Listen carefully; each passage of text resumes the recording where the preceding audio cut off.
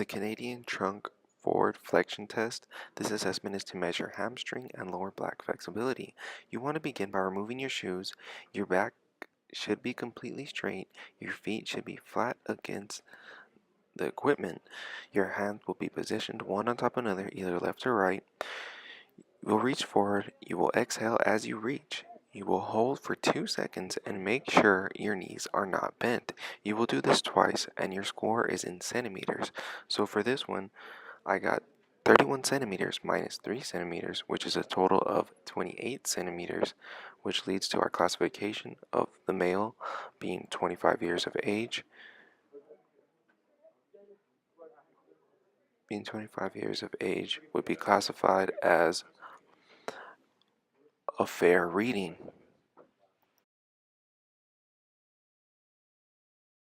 The YMC Sit and Reach Test. This assessment is to measure hamstring and lower back flexibility. You will begin by removing your shoes. You will place the yardstick on the floor. Then place a piece of tape on the 15-inch mark. Then you will place your feet on the edge of the tape, anywhere from 10 to 12 inches apart. Then reach forward. When you reach forward, you will exhale as you reach. Your fingers must touch the yardstick.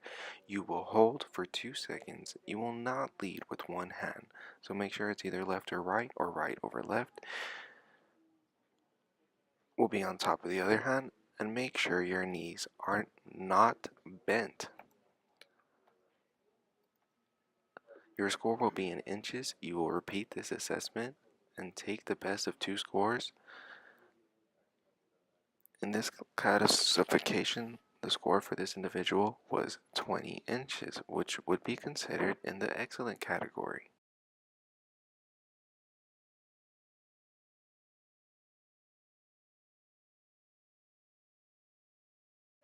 The chair sit and reach test. This assessment is usually used for the older populations but can be used for anyone.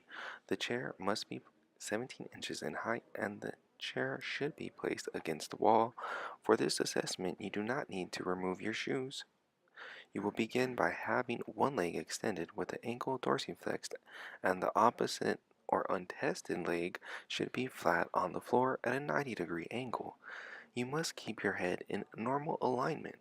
You will exhale when reaching forward. You will hold for 2 seconds and you will need another person to hold the ruler and assist the scoring, which will be in inches. This assessment, if you are in a space between the big toe and the fingertips, you will be a negative score. If the fingers go past the big toe, it is counted as a positive score. If you touch your toes, this is counted as a 0 score. So this is basically a pass, fail, or no score test.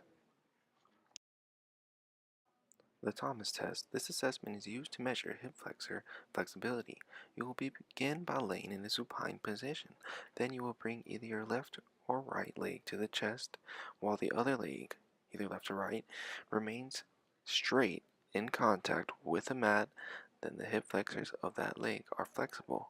The score is either categorized as flexible or inflexible. You need a second person to assist, then switch to the other leg.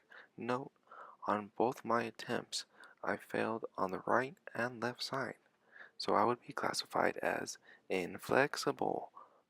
And lastly, note that a warm-up needs to be conducted before you do any of these to avoid injury or pulled muscles.